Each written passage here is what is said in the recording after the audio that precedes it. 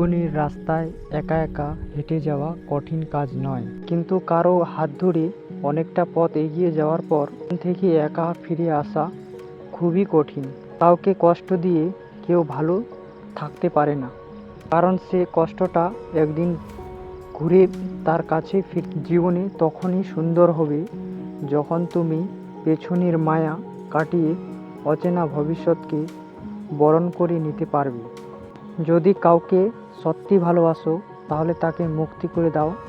যদি সে ফিরে আসে তাহলে সে তোমার, ফিরে না আসে তাহলে সে কখনোই তোমার ছিল না। ট্রেনের মধ্যে খেলনা বিক্রেতা আজ একটা কথা বলে গেল, আপনার বাচ্চা খেললে আমার বাচ্চা খেতে। কোনো দিনেও নিজের প্রিয় মানুষকে নিজের জীবন থেকে সরিয়ে দিও না।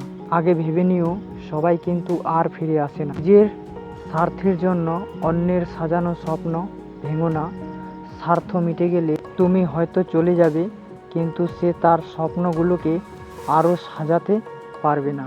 পুরানো হয়ে গেলেও গাছ কেটো না, ফল না দিলেও ছায়া দে। তেমনি মা বাবার বয়স হলেও অবহেলা করো না। টাকা পয়সা না দিলেও সুযোগ পেলে যে চলে যায় সে আপনার কাছে সুযোগের জন্যই এসেছিল, আর যে হাজারটা সুযোগ পেয়েও থেকে যায় সে কখনো আপনার কাছে এর জন্য আসেনি।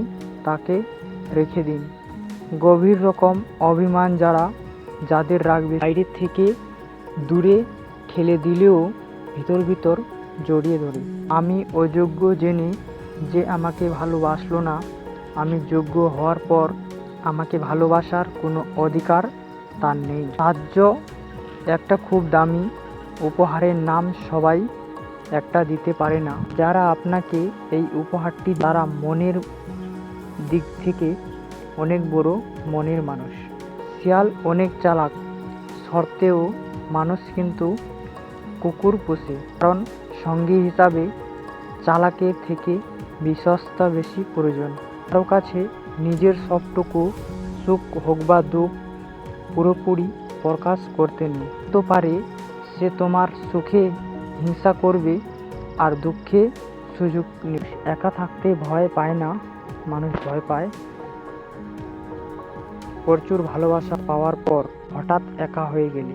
মেয়েদের জীবন অনেকটা পুতুলের মতো, তাই হয়তো মেয়েরা পুতুল খেলতে একটু বেশি পছন্দ করে।